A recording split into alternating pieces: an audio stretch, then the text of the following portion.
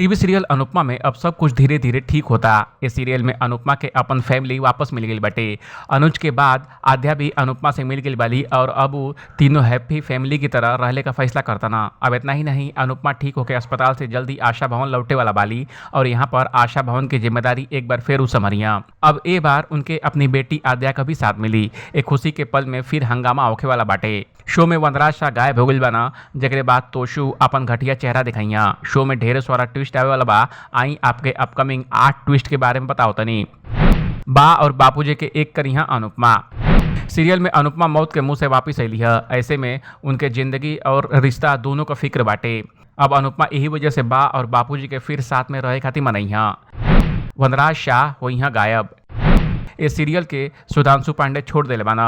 अब मौके का फायदा उठा के मेकर शो में वनराज शाह के गायब दिखा दिले बाना, जेकरी तलाश में पहले तोशु रहना, लेकिन अब वो बहुत बड़ा खेला कर दी। शाह परिवार का करता धरता बन जाइ तोशु। शो में दिखावल गई बा कि वनराज शाह के जाते ही बिगड़ल बेटा तोशु शाह हाउस में तख्ता पलट कर दी। वो शाह हाउस के पूरी तरह से हड़प लिया और वहाँ पर अपनी मर्जी के बिना एगो पत्ता तक के भी हिलने का परमिशन नहीं दी। बा के साथ बेशर्म हरकत करी तोशु। सीरियल के प्रोमो के मुताबिक तोशु शाह हाउस में एगो पूजा करिया, जेके देख के सबका होश उड़ जाई। घर में पगड़ी का रस्म करिया। ए दौरान उ बा के हाथ से जबरदस्ती पगड़ी का रस्म पहन लिहा। तोशु की ई घटिया हरकत पर खौली अनुपमा का खून। शो में दिखावल जाए कि अनुपमा तोशु का सामना करिया। वो भर भर के तोशु का बेइज्जती करिया। अनुपमा साफ साफ करिया कि नीम के सिंहासन पर करेला नहीं बैठी। वनराज का गद्दी हड़पते ही अनुपमा के धमकी दिया तोशु।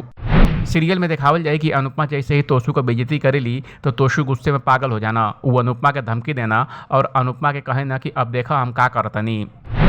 बरखा और अंकुश से बदला लिया अनुज अनुपमा। शो में बरखा और अंकुश अनुज का सब कुछ हड़प ले बाना, लेकिन अब अनुज दोनों के बर्बाद कैले खातिर तैयार बना। अनुज और अनुपमा बरखा और अंकुश से बदला लिया। अनुपमा के सामने खुली अनुज की हालत का राज। शो में अनुज और आद्या के साथ पिछले 6 महीने से का भइल बा उ राज बनल बाटे, लेकिन ई राज अब खुले वाला बाटे। अनुपमा के पता चल जाए कि आद्या और अनुज के साथ का भइल रहल। ये अपडेट पर आपका का कहे के बा कमेंट कर हमके जरूर बताई। बाकी अपडेट के लिए देखत रही ABP भोजपुरिया।